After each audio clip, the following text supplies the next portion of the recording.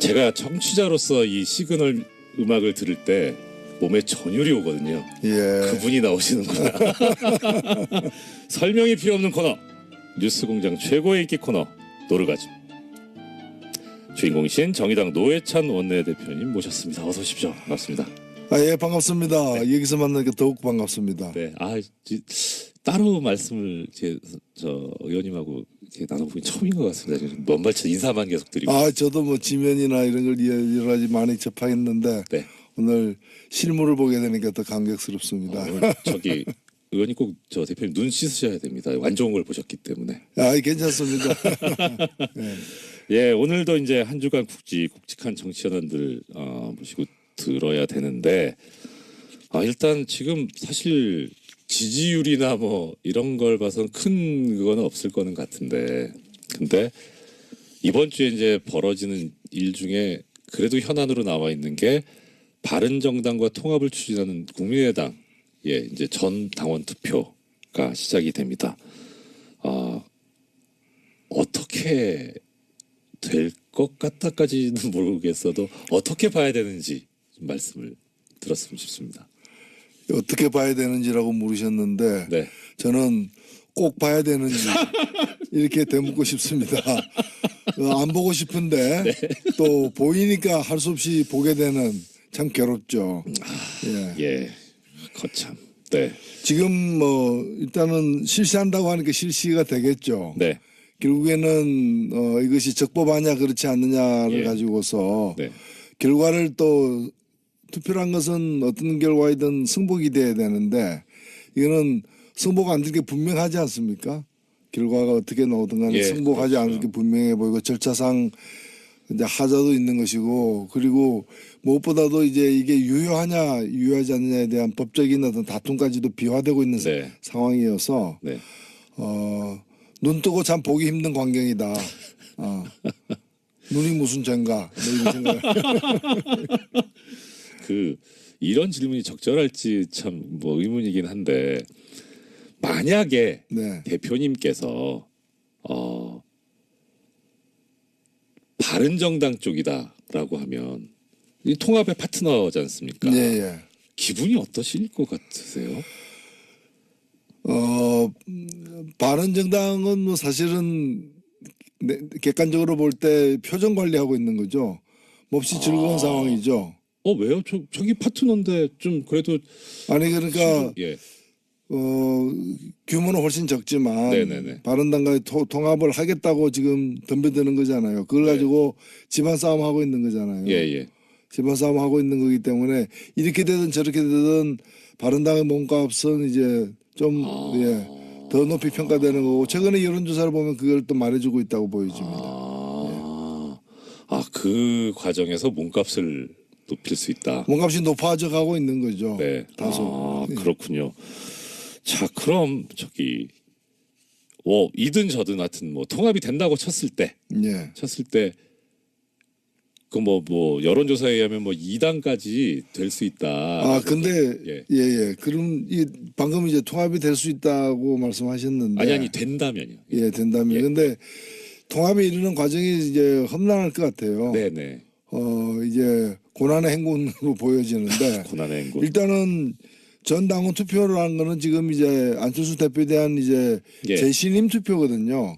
명목 자체가 재신임 합니까 하는데 찬성합니까 반대합니까 그걸 묻는 것이고, 설사 그것이 찬성으로 나오더라도 그것이 곧 통합에 대한 찬성 반대는 아닌 거죠. 그렇죠. 통합 그 자체는 이제 당헌에 따라서 전당대회에서 결정돼야 되고, 또 전당계 소집이 적법하냐 그렇지 않느냐 또 어떻게 소집하느냐 이런 가지고 또 논란이 계속될 것이고, 그래서 이 논란이 음력설까지 갈 거 아니냐. 2월까지도 갈 것 같고요. 뭐 이 과정은 어쨌든 간에 또 그런 어떤 컨벤셔널 거를 갖게 되는 거죠. 갖게 되는 거고, 그런 점에서 보자면은 이 통합이 어떤 옳으냐 그르냐 또는 적법하냐 불법이냐에 따른 어떤 그 소동이 한 달 이상 가게 될 것으로 보여진다 이렇게 생각됩니다. 저 대표님 좀 죄송한 말씀인데 네. 이 평소에 제가 그 대표님 하시는 말씀 방송으로 들을 때는 네. 정말 그야말로 이제 물 흐르듯이 청산유수셨는데 예. 오늘 중간중간에 약간 끊긴다는 감이 저마든지 모르겠는데 그 이유가 정말 이 두 당의 통합에 관심이 없으시구나. 관심 없어서 생각을 안 해보셨는데 네. 왜 나한테 자꾸 이거에 대한 대답을 요구하냐 그런 예, 사실 예. 아니요, 제가 조심스러워서 그렇습니다. 왜냐면은 네. 아무리 그래도 다른 당 내부의 문제인 것이고요. 네. 그리고 그래서 굉장히 이제 말을 또 정확하게 해야 되기 때문에 네. 조심스럽게 얘기를 하고 있습니다. 그러면 오히려 더 정확하게 말씀해 주셔야 되는 부분이 이제 제가 지금 드리려고 하는 질문인데 뭐 다른 당은 다른 당이고 예. 이제 정의당 입장에서 봤을 때 네. 통합이 되느냐 또 통합이 어떻게 되느냐에 따라서 정의당이 이제 앞으로 다가오는 지방선거에 임하는 자세가 좀 달라질 수도 있을 것 같거든요. 더더군다나 많은 그 유권자분들 국민들께서 안타까워하는 부분이 뭐 정의당을 지지하고 안 하고를 떠나서 정의당 지지율 정도의 의석은 최소한 정의당이 가져야 하지 않느냐. 네네. 거기에 훨씬 못 미치니까 네. 이게 과연 정당한 것인가라는 그런 문제를 제기하시는 분들이 많으시거든요. 그러니까 최소한 지지율 이상의 어떤 의석이라든가 자리를 확보할 수 있는 어떤 지방선거에 임하시는 정의당의 뭐 방책이랄까 계획이랄까는 어떻습니까? 예, 일단은 뭐 정의당은 이제 두 가지 방면으로 준비를 하고 있는데 하나는 이제 네. 지방선거에서 더 많은 어떤 국민들의 지지를 받기 위해서 네네. 좋은 후보들을 발굴하는 네. 일을 우선 한편으로 하고 있고요. 또 다른 한편으로는 지금 이제 잘 보도가 되지 않아서 그런데 이 지방선거 관련된 선거법 개정을 네네. 갖다가 지금 정치개혁위원회에서 다루고 있어요. 예. 다루고 있고 저희들도 그에 대한 법안을 내기도 했고요. 네.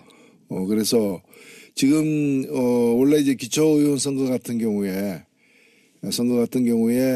지금 뭐 다당제 현실에 비춰보았어도 그렇고 이제 이 중선거 지금 이제 2 내지 3인으로 네네. 주로 뽑고 있는데 네. 이걸 3 내지 5인으로 좀 확대하는 부분과 네. 그다음에 연동형 비례대표제의 정신을 갖다가 반영해서 정당 투표가 지금 기초 광역 두 군데 있지 않습니까? 네네. 지방선거에서도 이 비례대표 정당 투표로 뽑히는 비례대표 의원 수를 늘리는 문제. 네. 이 두 가지의 어떤 선거제도 개혁을 지금 추진을 하고 있습니다.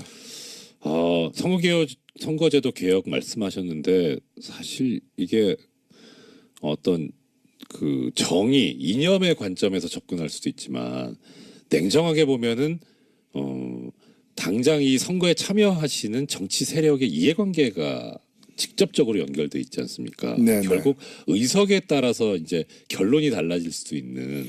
근데 정의당 입장에서는 사실 의석이 모자라기 때문에 어떤 소수당의 비애랄까 슬픔 이런 게 있을 것 같은데 그런 건 없나요? 그런 거는 많죠. 사실은 뭐 다른 것보다도 네. 정치권의 이해관계가 엇갈리는 것은 사실입니다. 네네. 그리고 결정은 법률 개정으로 나타나기 때문에 정치권에서 결정하는 것 또한 사실이고요. 네. 그러나 냉정하게 우리가 봤을 때 누구의 이해관계가 엇갈리냐, 국민의 이해관계가 엇갈리는 거죠. 왜냐하면 투표권은 국민에게 있는 것이고 네. 권력은 국민으로부터 나오는 것인데 네. 국민의 마음이 반영되느냐 안 되느냐, 정확하게 반영되느냐 왜곡되느냐가 가장 중요하게 따져져야지 네. 누구의 어떤 정치인에게 유리하냐는 두 번째, 세 번째 문제라고 저는 보는 겁니다. 네. 그렇다면 현재의 선거제도가 국민들의 민심을 그대로 반영하는데 여러 왜곡된 어떤 장치가 내재되어 있기 때문에 이걸 바로잡는 거죠. 예를 들면 국민의 7.3%가 정의당을 지지했는데 네. 그러면 정의당이 7.3%를 대변해야 되고 결국에는 표결권은 의사결정권의 7.3% 의석도 7.3%를 가져야 그렇죠. 마땅한 거죠. 네. 근데 의석은 지금 보면 2%만 갖고 있거든요. 예. 7.3%가 지지했는데 2%를 대변하게 되면은 그럼 지지한 분들 중에 3분의 2 이상을 대변 못하게 되는 거지 않습니까? 그렇죠. 예. 이거는 민심에 왜곡되는 거죠. 네. 그래서 이런 걸 푸는 것이 선거법 개정이기 때문에 이것은 그거는 정의당에 유리한 거 아닌데 정의당이 유리한 게 아니라 정의당이 원래 가져야 될 걸 가지는 거죠. 네. 유리하다면 국민에게 유리한 거죠. 예. 민심이 왜곡되지 않으니까. 그렇죠. 그래서 이것이 뭐 선거법 개정의 어떤 가이드라인이 아닌가 저는 그렇게 생각합니다. 예, 이런 가이드라인이 실제 구체적으로 현실로 이루어져야 되는데 또 참 법률 법학을 좀 약간 공부한 사람으로서 그 부분이 상당히 좀 관심이 많이 가고요. 옳은 부분인 거는 같은데 이게 현실과 괴리가 생기니까 그때마다 좀 안타까움이 많이 느껴집니다. 우리 일반 소비자 입장에서 보자면은 정육점에 가서 네. 소고기를 730g을 사왔는데 네. 집에 와서 열어보니까 200g밖에 없는 거예요. 사기인데요? 예. 예. 그러면 중간에 이제 뭐 이게 누가 가져간 거잖아요. 예. 조사해 보면 다 나오게 돼 있는데. 뭐 증발했을 리는. 예. 그래서 이걸 바로 잡자라는 거죠. 이걸 갖다가 730g 사왔으면은 집에 와서 열어봐도 730g이 있어야 되는 거죠. 네, 그렇죠. 그래서 민심이 그대로 투표 결과에 반영돼야 된다. 이게 선거제도 개혁의 이유이자 방향이다. 네. 역시 우리 대표님께서 뉴스공장에 나오시니까 예를 소고기로 들어주시네요. 근데 그게 확 공감이 갑니다. 이 자리는 역시 고기와 친화된 자리가 아닌가. 자, 근데 이제 이건 이제 의석에 관련된 문제고 또 하나는 이제 의석도 이제 의회 문제인데 그 다음에는 이제 지방자치단체장. 예, 이 정의당 관련해서 가장 큰 관심 그겁니다. 뭐 당연히 예상하시겠지만 이 질문을 심상정 전 대표께서 경기지사에 나오시는가. 그 다음에 지금 현재 대표님께서는 지역구가 창원이시지만 원래 이제 서울이셨잖아요. 그래서 서울시장에 혹시 도전을 하시는가? 아니면 뭐 지금 지역구대로 경남도지사에 도전하시는가? 예, 궁금합니다. 예, 뭐 정의당은 그 당원들이 전당원 투표에 의해서 이제 공직 후보자들을 결정하기 때문에 당원들의 마음에 달려 있다. 네. 이렇게 우선 말씀을 드리고요. 에이, 대표님 먼저 손 놓고 계실 건 아니잖아요. 근데 저는 뭐 지금 아시다시피 제 지역구가 경남 창원입니다. 네네. 창원이기 때문에 제가 뭐 타 지역에 뭐 지방선거 후보로 나선다는 것은 그건 좀 안 맞는 일이죠. 예. 네. 저는 그렇게 생각을 합니다. 예. 그러면 일단 경남도지사는 탈락. 확정 짓기는 또 좀 이른 거 아닌가 싶은데 그러면 아직 심상정 전 대표님의 경기지사 출마라든가 노회찬 대표님의 서울시장 출마는 아직 유보. 제가 유보하는 게 아니고요. 네. 예. 예. 뭐 아직 시간이 있으니까 이제 좀 더 심사숙고하셔가지고 좋은 말씀을 주시지 않을까 싶습니다. 정의당 말씀 잠깐 들어봤고요. 또 하나 이제 관심 있는 정치권 뉴스가 이건 관심의 대상이라기보다 참 일종의 흥미 비슷하게 나오는데 자유한국당 윤리위원회가 유여의 최고위원을 제명하기로 했습니다. 제명 이유가 막말, 해당 행위. 이거 그러니까 일반인들 입장에서 보면은 뭐라고 생각하냐면 막말을 했는지 안 했는지 뭐 그거는 그렇다 치고 막말을 유여의 최고위원만 했냐? 왜 저 사람만 저렇게 못 살게 구냐? 이런 생각을 하고 있는데 이 생각은 어떤 겁니까? 또 대표님께서 보시는 어떤 이 자유한국당의 내부 예, 자유한국당 윤리위원회가 누군가를 제명해야 한다면은 그 뭐 문제가 됐던 그 친박 주요 인사들 제명해야 되지 않습니까? 그렇죠. 그 사람들 뭐 제명해야 된다는 내부 여론도 많았음에도 불구하고 결국 제명 못 하고 있지 않습니까? 네. 그런데 유여의 전 최고위원이죠. 네네. 전 최고위원을 지금 제명한 걸 보면은 참 비겁하죠. 그리고 약자에게 강하다. 맞습니다. 약자에게 강하다라는 그런 말을 생각하게 만드는 장면이 아닌가 이렇게 생각이 됩니다. 예. 약자에게 강하고 있는 뭐 실권이든 뭐든 권력이 있는 사람한테는 뭐라고 못하는. 예. 그래서 그러네요.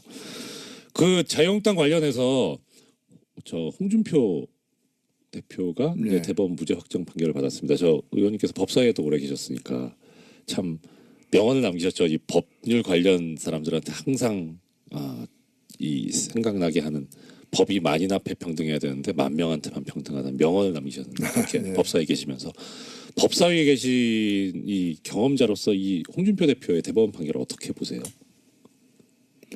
예, 뭐 홍준표 대표의 대법원 판결은 정확하게 봐서는 그 유죄라는 증거가 불충분하다 이렇게 된 네. 거죠. 네. 사실 죄가 없다라고 확인된 건 아니잖아요. 예, 그렇게 생각하는 사람 예. 본인도 그렇게 생각 안 할 거예요. 예, 본인도 자기가 죄가 없다고 예. 전혀 생각하지 않으리라고 저는 확신하고 있는데. 그 저기 화장실 가서 웃으실지 모르겠어요. 아, 야 이거 내 말을 믿네 이러고. 결국에 재판이라는 것이 유죄 무죄를 다투는 것이긴 하지만 실 내용을 보면은 유죄라고 기소되었는데 그것이 기소된 만큼의 죄가 있다는 증거가 확실하냐를 네.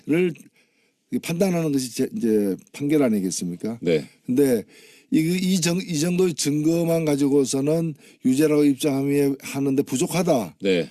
판결을 내린 거죠. 예. 내렸기 때문에 이 판결을 내린 후에 밖에 나와가지고 나는 무죄다라고 얘기하는 것은 저는 그건 좀 인간의 얼굴로 할 수 있는 얘기는 아니죠. 사실은. 그 얘기까지 나왔지 않습니까? 저기 검찰이 증거를 조작했는데 저 책임져야 되고 이완구 전 총리 같은 경우에는 진짜 책임을 묻겠다라는 얘기도 했습니다. 근데 그런 식으로 이제 보자면은 네. 결국에 그러면 성완종 뭐 고인입니다만은 예. 성완종 전 의원이 유죄고 네. 홍준표 이완구는 무죄다 지금 이 얘기 아닙니까? 그게 말이 되는 얘기입니까?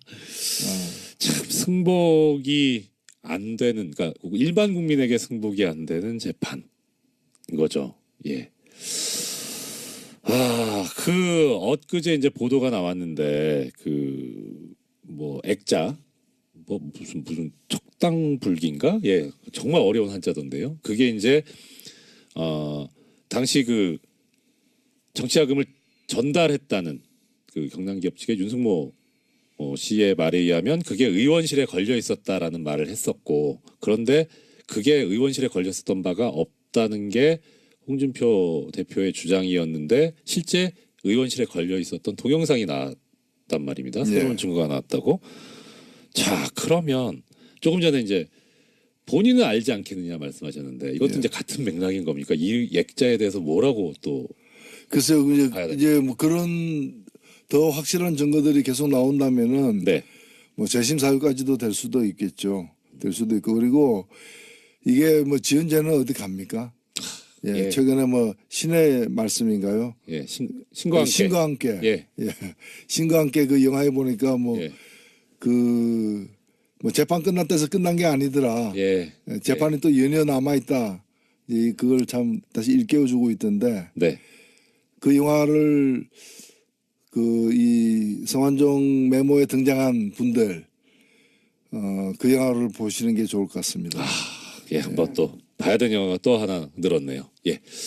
자, 의원님, 저는 이걸 좀 여쭤보고 싶습니다. 사실 어떻게 하다 보니까 제가 관심을 가지게 돼가지고 그저께부터 지금 언론인들이 재벌, 뭐 삼성 언론재단이라고는 나오는데 결국 그게 이제 재벌 출연금인데 재벌의 돈으로 유학을 갑니다. 유학을 가서 거기서 갈 때 비용을 지원을 받는데 그 유학 가는 대상으로 선발이 될 때 1미디어 그룹당 1명 그리고 그 소속사 대표의 추천을 받아야 선발이 될 수 있는 그런 제도를 운영을 하고 있고, 이게 1996년부터 시작해서 2016년까지 계속돼 왔어요. 그리고 2017년에는 이 김영란법이라고 이제 불리는 부정청탁 방지법에 관한 법제처의 유권 해석으로 이게 법 위반 소지가 있다 해서 2017년에 중단이 됐거든요.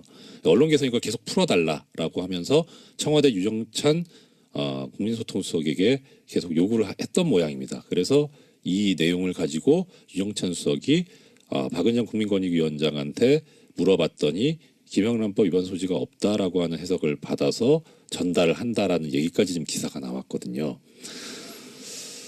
지금 의원님께서는 삼성 엑스파일 사건 때문에 고초를 많이 겪으시고 부당한 판결 때문에 또 고생을 많이 하셨는데, 이런 이 재벌과 관련된, 특히 재벌이 지금 이 사건 같은 경우에 문제는 재벌이 언론과 유착되는 일종의 경원 유착의 문제 소지도 있어 보여서 이 부분에 관해서 의원님께서 상당히 여러 가지 생각이나 소회가 있으실 것 같은데 의원님 저 대표님 생각이 어떠신지 좀 여쭙고 예.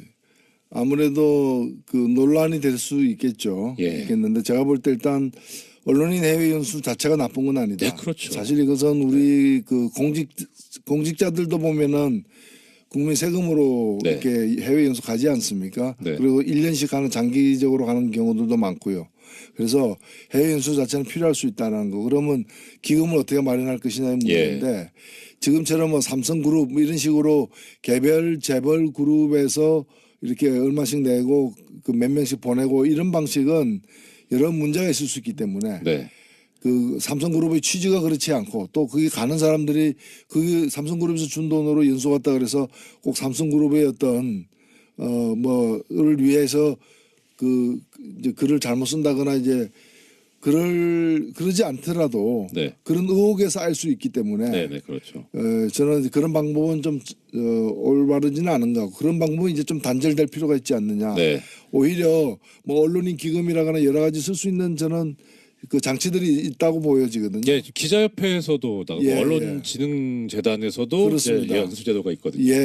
그래서 그런 걸 좀 더 활성화시키는 방식으로 이렇게 좀 통폐합하고 개별 기업에서 이렇게 지원하는 방식은 여러 가지로 받는 사람도 불편하고 주는 사람도 좋은 뜻으로 주더라도 오해받을 소지가 있기 때문에 그런 방식은 지양해 나가는 게 바람직하지 않겠는가 이렇게 보여집니다. 이 부분에 관해서 지금 뭐 법 해석으로 문제가 안 되면 그 풀리지 않으면 김영란법 개정을 해야 된다는 얘기도 나오고. 개정에서는 저는 전혀 자꾸 이거 개정하기 시작하면요 이 법 다 없어져 버립니다.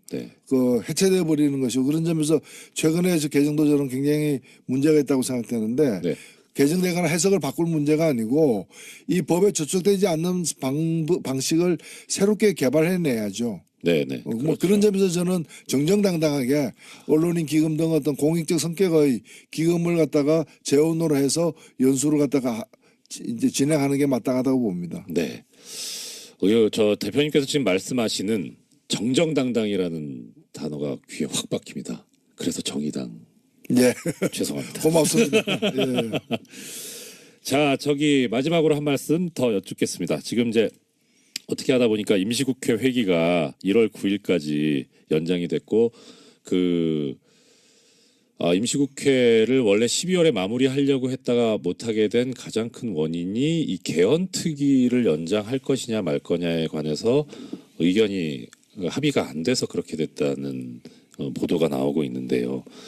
일단 개헌 문제 관련해서 이제 어떻게 앞으로 그 정의당의 계획이라든가 생각은 어떠신지 그리고 어떻게 가는 게 좋은 것인지 좀 말씀을 일단은요 모든 주요 정당들이 지난 대통령 선거 때 국민들 앞에서 개헌을 하겠다 지방선거 때까지 개헌하겠다고 약속한 바가 있습니다. 현재 보면은 다른 당들은 그 약속을 견지하고 있는데 약속을 지킬 뜻을 유지하고 있는데 자유한국당만 그럴 뜻이 없어 보여집니다. 그렇지 않겠다는 거죠. 지방선거 때까지 개헌하지 않겠다는 거 아닙니까? 그렇다면 일단 자유한국당이 이 문제에 대해서 명확하게 국민들 앞에 그 뜻을 밝혀야 됩니다. 뜻을 밝혀야 되고 만일 약속을 지키지 못하는 거라면 사과를 해야 되고요.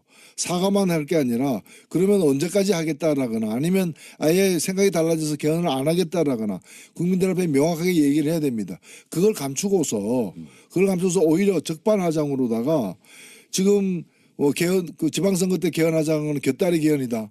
아니 그렇게 곁다리 개헌이라고 얘기하는 자신은 그 약속을 안 했습니까? 사인까지 한 사람 아닙니까? 그래서 국민들 앞에 당당하게 개헌에 관련된 자신들의 어떤 입장을 밝히고 그것이 과거의 약속을 어긴 것이라면은 마땅히 무릎 꿇고 사과를 하는 게 우선입니다. 그 다음에 문제를 풀 문제죠. 약속을 해놓고 약속을 지키지 않는 것 그것이 가장 큰 문제다. 자, 그러면 지금 이제 개헌 부분에 관해서 정의당의 입장을 마지막으로 한번 정리해 주시고 오늘 마무리하면 좋을 것 같습니다. 개헌은 국민에 대한 약속이고요. 특히 이 개헌에서 가장 중요한 것은 그 기본권과 그다음에 지방 분권을 강화하는 개헌입니다. 그리고 권력구조는 합의된 수준만큼 하면 됩니다. 다만 권력구조와 관련해서는 어떠한 개헌이든 간에 국회의 권한을 다소 강화시키는 방향이 될 수밖에 없기 때문에 선거제도의 개혁과 병행해서 가야 된다. 선거제도 개혁 없이 개헌하는 것은 개악이 될 가능성이 더 크다. 그래서 선거제도도 이번 상반기 내에 같이 처리해야 된다고 봅니다. 선거제도 개혁 꼭 필요하다는 계속 중점적으로 말씀해 주신 것 같습니다. 네, 대표님 2017년 동안 원래 이 인사는 공장장 직접 드려야 되는 자리에 안 계시니까 2017년 한 해 동안 정말 고생 많으셨고 공장장이 안 계신데도 공장이 활발히 돌아가네요. 걱정스럽습니다. 사실. 그리고 애청자 여러분께도 덕담한 말씀 부탁드립니다. 애청자 여러분 그리고 이 방송을 듣고 계실 공장장님 2017년 한 해 정말 고생 많으셨고 또 우리 모두 정말 수고 많이 했습니다. 2018년은 더 나은 해가 되도록 나라다운 나라로 가는 대장정 함께 나아갑시다. 감사합니다. 네, 대표님 못 찾으셨던 소고기 520g 빨리 찾으셨으면 좋겠습니다. 530g입니다. 530g. 네, 10g. 네. 오늘 말씀 감사합니다. 지금까지 노회찬 대표님이었습니다. 네, 감사합니다. 참 괴롭죠. 거참. 네. 지금 일단은 실시한다고 하니까 실시가 되겠죠. 네. 결국에는 이것이 적법하냐 그렇지 않느냐를 가지고서 결과를 또 투표란 것은 어떤 결과이든 승복이 돼야 되는데 이거는 승복 안 될 게 분명하지 않습니까? 결과가 어떻게 나오든 간에 승복하지 않을 게 분명해 보이고 절차상 이제 하자도 있는 것이고 그리고 무엇보다도 이제 이게 유효하냐 유효하지 않느냐에 대한 법적인 어떤 다툼까지도 비화되고 있는 상황이어서 눈 뜨고 참 보기 힘든 광경이다. 눈이 무슨 죄인가 이런 생각. 이런 질문이 적절할지 참 의문이긴 한데 만약에 대표님께서 바른정당 쪽이다라고 하면 이 통합의 파트너지 않습니까? 기분이 어떠실 것 같으세요? 바른정당은 사실은 객관적으로 볼 때 표정 관리하고 있는 거죠. 몹시 즐거운 상황이죠. 왜요? 저기 파트너인데 좀 그래도 그러니까 규모는 훨씬 적지만 바른당과의 통합을 하겠다고 지금 덤벼드는 거잖아요. 그걸 가지고 집안 싸움 하고 있는 거잖아요. 집안 싸움 하고 있는 거기 때문에 이렇게 되든 저렇게 되든 바른당의 몸값은 이제 좀 더 높이 평가되는 거고 최근에 여론조사를 보면 그걸 또 말해주고 있다고 보여집니다. 그 과정에서 몸값을 높일 수 있다. 몸값이 높아져 가고 있는 거죠. 다소. 그렇군요. 자, 그럼 이든 저든 하여튼 통합이 된다고 쳤을 때 그 여론조사에 의하면 2당까지 될 수 있다. 근데 그럼 방금 이제 통합이 될 수 있다고 말씀하셨는데 아니 된다면요. 된다면. 근데 통합에 이르는 과정이 이제 험난할 것 같아요. 이제 고난의 행군으로 보여지는데 고난의 행군. 일단은 전 당원 투표를 하는 거는 지금 이제 안철수 대표에 대한 이제 재신임 투표거든요. 명목 자체가 재신임 합니까 하는데 찬성합니까 반대합니까 그걸 묻는 것이고 설사 그것이 찬성으로 나오더라도 그것이 곧 통합에 대한 찬성 반대는 아닌 거죠. 그렇죠. 통합 그 자체는 이제 당헌에 따라서 전당대회에서 결정돼야 되고 또 전당대 소집이 적법하냐 그렇지 않느냐 또 어떻게 소집하느냐 이런 가지고 또 논란이 계속될 것이고 그래서 이 논란이 음력설까지 갈 거 아니냐 2월까지도 갈 것 같고요.